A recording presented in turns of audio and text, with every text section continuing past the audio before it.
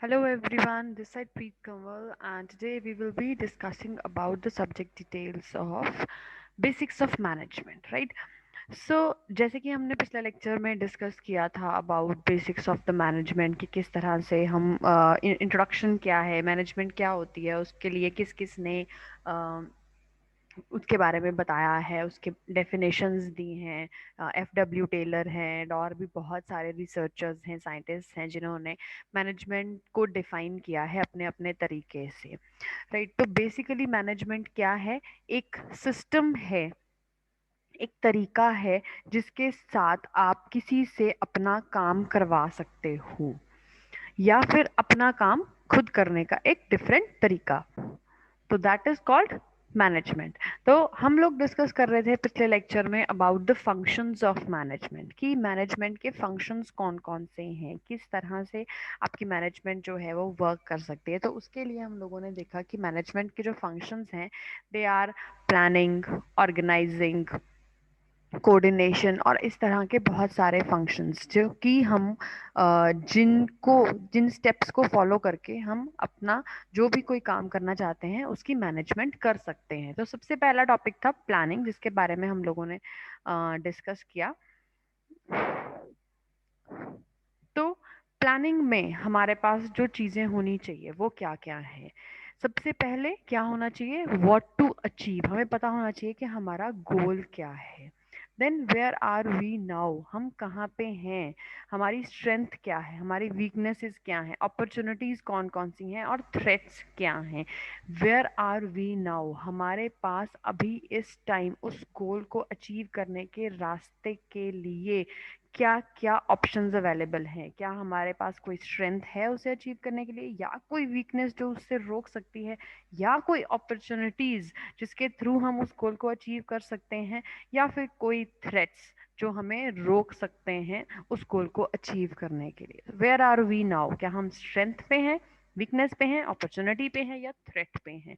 How do we achieve it, किस तरह से हम उसे अचीव कर सकते हैं, क्या स्ट्रैटेजी अपनानी पड़ेगी?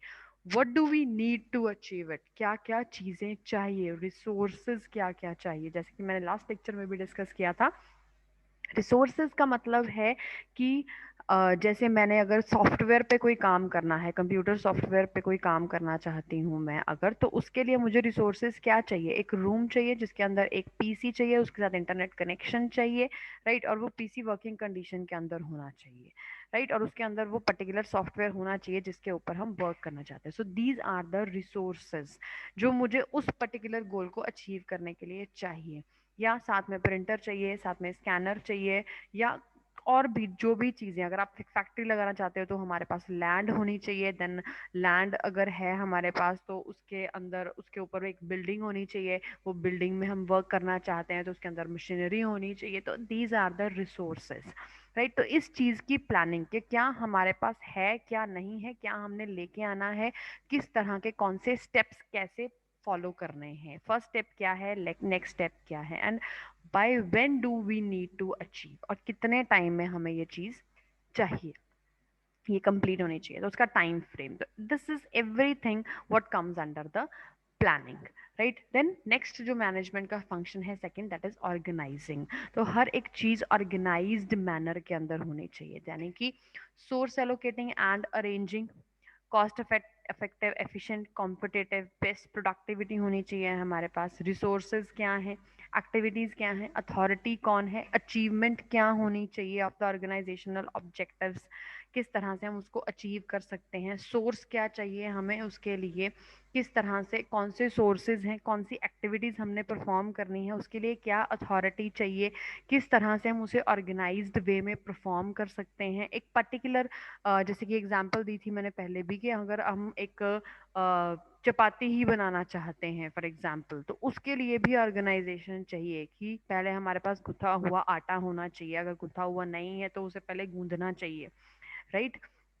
जहाँ सूखा आटा होना चाहिए। अगर आटा ही नहीं है आपके पास, सिर्फ कनक पड़ी हुई है, तो क्या करोगे? उससे डायरेक्टली रोटी तो बनाई नहीं जा सकती है, तो पहले कनक को पिसवाना पड़ेगा, फिर उसको पीसने के बाद फिर उसको छानना पड़ेगा, फिर छानने के बाद उसे गूंदना पड़ेगा, फिर गूंदने के बाद उसकी लोई बनाई जाएगी और उसके बाद चपाती बन सकती है। So this is organising. ये तो एक छोटी सी एग्जाम्पल है। अगर आप फैक्ट्री में काम कर रहे हो, किसी ऑर्गेनाइजेशन में काम कर रहे हो, कोई प्रोजेक्ट बना रहे हो, कोई भी अथॉरिटी जो आप जिसने आपको एक गोल दिया है, तो उसके लिए आपको सोर्सिंग चाहिए, एलोकेशन चाहिए, देन उसको अरेंज करना, उसको रिसोर्सेज के साथ उसको मैच करना कि क्या मेरे पास प्रॉपर रिसोर्सेज हैं उस काम को परफॉर्म करने के लिए। अगर आपको एक प्रोजेक्ट रिपोर्ट बनाने के लिए ही कहा गया है, तो उसको भी ऑर्गेनाइज करना पड़ेगा। पहले आपको अपने पीसी पे या लैपटॉप पे या फोन पे, जहाँ पे भी आप बनाना चाहते हो, तो उसके लिए कंटेंट चाहिए कि क्या क्या कंटेंट हमने उस प्रोजेक्ट रिपोर्ट के अंदर लिखना है। ठीक है, फिर उस कंटेंट को आपको ऑर्गेनाइज करना पड़ेगा, सीक्वेंस में लाना पड़ेगा। ऐसा तो नहीं होगा कि पहले आप प्रोजेक्ट की अल्टीमेट फोटो लगा दोगे, उसके बाद आप उसमें फिर पीसीबी डिजाइनिंग लगा दोगे, फिर उसके बाद उसके कंपोनेंट्स बता दोगे, फिर उसके बाद उसको इम्प्लीमेंटेशन पहले कर दोगे, और जो है डिजाइनिंग का प्रोसेस वो बाद में करोगे। ऐसा तो नहीं होगा। अगर ऐसा करोगे तो फिर वो अनऑर्गेनाइज्ड फॉर्मेट के अंदर वो चीज आ जाएगी, जो कि एक्सेप्टेबल नहीं होगी। एक छोटी सी एग्जांपल है। इसी तरीके से आप बहुत बड़ी बड़ी चीजें, जैसे जब आप कंपनीज में जाओगे वर्क करने के लिए, तो वहां पे ये चीजें बहुत मैटर करती हैं। तो मैनेजमेंट का एक बहुत इंपॉर्टेंट पार्ट है ऑर्गेनाइजिंग के। हर एक चीज जो है, अगर आपने प्लान कर ली है, उसे पेपर पेपर पे ले आए हो, तो उसके लिए आपको क्या करना पड़ेगा? फिर दोबारा से चेक भी उसको करना पड़ेगा, ऑर्गेनाइज्ड फॉर्म में लेके आना पड़ेगा। इसी तरीके से हर एक काम ऑर्गेनाइज्ड वे में ही होना चाहिए। देन नेक्स्ट की अगर हम बात करें, तो उसके बाद जो पॉइंट आता है फंक्शन ऑफ मैनेजमेंट में, जो थर्ड पॉइंट है, that is called as staffing. अब स्टाफिंग का क्या मतलब है? कि कोई भी काम है, क्या वो सिर्फ रिसोर्सेज से चल सकता है? अगर आप एक फैक्ट्री लगाना चाहते हो जिसमें आप कुछ मैन्युफैक्चर करना चाहते हैं, फॉर एग्जांपल एक कोई डिवाइस मैन्युफैक्चर करना चाहते हैं, या कोई मशीन बनाना चाहते हैं, कोई इक्विपमेंट बनाना चाहते हैं, anything you want to manufacture in that particular factory, या एक जो कार के रिम है, फॉर एग्जांपल, उसी को बनाने की फैक्ट्री जो है वो हमने लगानी है, तो उसके लिए हमने लैंड भी ले लिया, बिल्डिंग भी खड़ी कर ली, उसमें मशीन्स भी डाल दी, रॉ मटेरियल भी ले आए, एवरीथिंग इज डन। बट क्या अब वो फैक्ट्री वर्क करेगी? No. Why? Because we need man power. उस मशीन को ऑपरेट करने के लिए, रॉ मटेरियल को लेके आने के लिए, लेके जाने के लिए, उसको साफ करने के लिए, उसको प्रोसेस करने के लिए, उसके साथ वर्क करने के लिए, we need staff, workforce, quality workforce that helps to achieve the organizational objectives. So that is basically staffing. जो staff है किसी भी ऑर्गेनाइजेशन का, किसी भी फैक्ट्री का, किसी भी इंडस्ट्री का, कोई भी सिस्टम आप ले लो, वो मैन पावर के बिना, टीम के बिना काम नहीं कर सकता है। तो that is basically staffing, having a quality workforce जो कि हेल्प करती है to achieve the organisational objectives. जैसे कि आपके कॉलेज के अंदर, आपके पॉलिटेक्निक के अंदर भी यही काम हो रहा है। आपको पढ़ाने के लिए there is a staff appointed. अगर सिर्फ इंफ्रास्ट्रक्चर अवेलेबल करा दिया जाए आपको, लैब में इक्विपमेंट्स पड़े हुए हैं, कंप्यूटर लैब में पीसीज पड़े हुए हैं, ब्लैक बोर्ड लगा हुआ है, स्टॉक है, डस्टर है, एवरीथिंग इज अवेलेबल, लेकिन अगर टीचर्स नहीं है, can you study? No ways. अगर सिर्फ बुक्स से ही पढ़ाई होती, करनी होती, या कर सकते, तो शायद टीचर्स की कोई जरूरत ही नहीं होती। लेकिन ये चीज नहीं है। Staff is very very important. The main part जो टीम वर्क है, वो स्टाफ के थ्रू ही कर सकते हैं। Right right. Like how to do staffing, किस तरह से आपने स्टाफिंग करनी है। तो स्टाफिंग करने के लिए भी मेथड होता है, रिक्रूटमेंट होती है कि किसको रखना है, किसको नहीं रखना है। हर एक पर्सन आपकी रिक्वायरमेंट के अकॉर्डिंगली, उसमें पूरी वो नॉलेज होनी चाहिए, वो स्किल्स होने चाहिए, वो एटीट्यूड होना चाहिए। तो सबसे पहले, filling the job vacancies with the right match, right. Then matching the job demand with the applicants knowledge skill and attitude. तो सबसे पहले क्या चाहिए, जो भी, चाहे वो ऑर्गेनाइजेशन है, चाहे इंडस्ट्री है, चाहे जो भी है, तो सबसे पहले वैकेंसीज ओपन करेंगी। वो जो भी ऑर्गेनाइजेशन है वो वैकेंसीज ओपन करेगी, फिर वो वैकेंसीज के लिए कुछ कैंडिडेट जो है वो अप्लाई करेंगे, राइट। फिर उन कैंडिडेट्स की नॉलेज, उनकी स्किल, उनके एटीट्यूड्स को चेक किया जाएगा, उनका इंटरव्यू लिया जाएगा, एम्प्लॉय ओरिएंटेशन होगी, उनकी ट्रेनिंग करवाई जाएगी, उनको on the job, of the job किस तरह से उन्होंने वर्क करना है वो किया जाएगा। Then retention. रिटेंशन मीन्स किस तरह से फिर उन क्वालिफाइड एम्प्लॉयज़ को रिटेन करके रखना है। फिर जॉब रोटेशन है, जॉब एनलार्जमेंट है, जॉब इनरिचमेंट है, तो वो धीरे धीरे धीरे करके उन चीज़ों को बढ़ेंगे। उन चीज़ों में जैसे सबसे पहले फॉर एग्जांपल एक पर्सन आया, वो एक लैब अटेंडेंट की फॉर्मेट में कॉलेज में एंटर किया। फिर आफ्टर दैट उसने क्या किया, अपनी क्वालिटीज़ को, अपनी क्वालिफिकेशन को इम्प्रूव किया, फिर उसको लेक्चरर बना दिया गया, फिर सीनियर लेक्चरर, फिर एचओडी, फिर हो सकता है वो आफ्टर सम सर्टेन ईयर्स वो प्रिंसिपल भी बन जाए। दिस इज जॉब रोटेशन और जॉब एनलार्जमेंट। तो वो कुछ भी हो सकता है। And along with that performance appraisals, rewards, recognition, ये सारी चीज़ें टाइम टू टाइम उसको मिलती रहनी चाहिए, ताकि उसे मोटिवेशन मिले कोई भी काम करने के लिए। जैसे कि employee of the month, employee of the year, शायद आप लोगों ने सुना होगा कि बहुत सारी इंडस्ट्रीज़ के अंदर ये चीज़ें स्टार्ट करी गई हैं, और जो एम्प्लॉयज़ हैं उनको कुछ टारगेट्स दिए जाते हैं।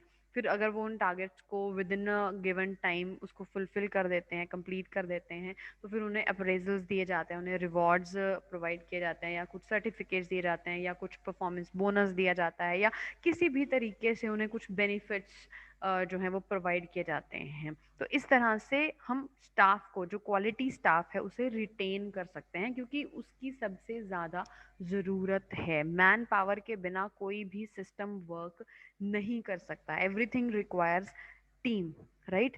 देन आफ्टर और फंक्शंस ऑफ मैनेजमेंट में हम बात करें तो डायरेक्टिंग या लीडिंग की बात आ जाती है। तो डायरेक्टिंग और लीडिंग मींस जो डायरेक्ट कर सकता है या जो लीड कर सकता है, जो लीडर है, वो आपकी टीम के अंदर होना चाहिए, जो कि आपको डायरेक्ट कर सके towards your goals. Then effective communication, किस तरह से ये आपको डायरेक्ट कर सकता है towards your goals, effective communication की हेल्प से।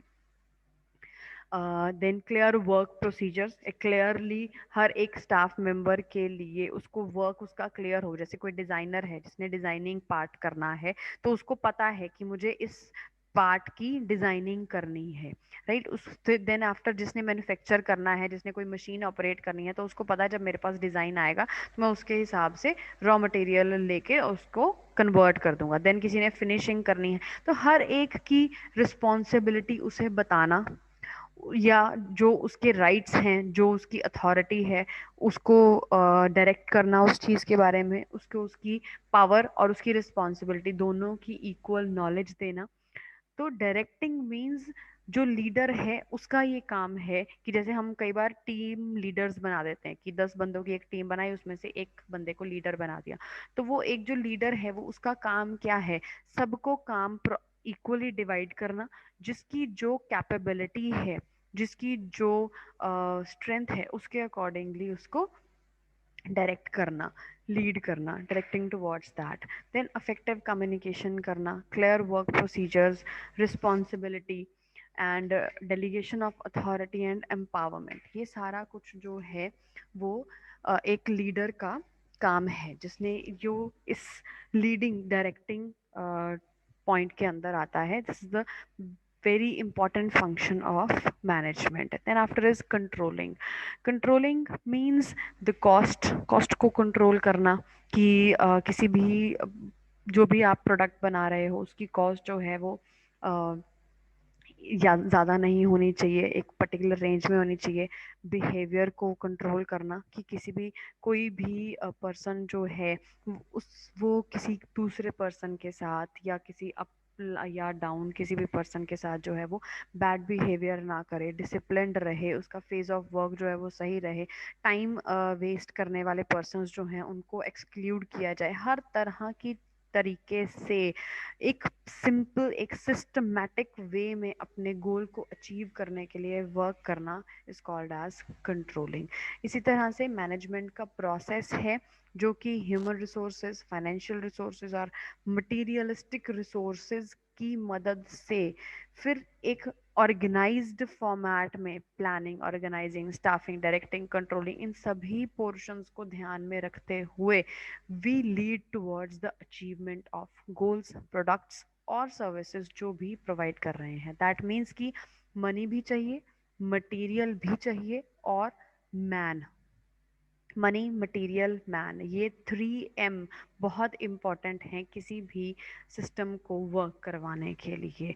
मेन, मनी, मटेरियल, तो इन तीनों के कॉम्बिनेशन अगर हमारे पास है तभी हम उस गोल को अचीव करने के लिए प्लानिंग कर सकते हैं, उसे ऑर्गेनाइज्ड वे में रख सकते हैं, उसके लिए स्टाफ अपॉइंट कर सकते हैं, उसको डायरेक्ट कर सकते हैं स्टाफ को towards achievement of the goal, and then after control करना किसी भी बैड थिंग्स को, कोई भी बैड बिहेवियर को या किसी भी तरह की नेगेटिव चीज को कंट्रोल करना, ताकि एक हेल्दी एनवायरनमेंट जो है, एक अच्छा वर्क कल्चर जो है वो डेवलप हो आपके सिस्टम के अंदर, है ना। Then achievement of goals, yeah, products, yeah, services according to that. So this is the basic management process and the function of management we have discussed today. I wish it is all clear to you. If still there will be any doubts, I will be taking them in the live sessions. Till then, take care and bye bye.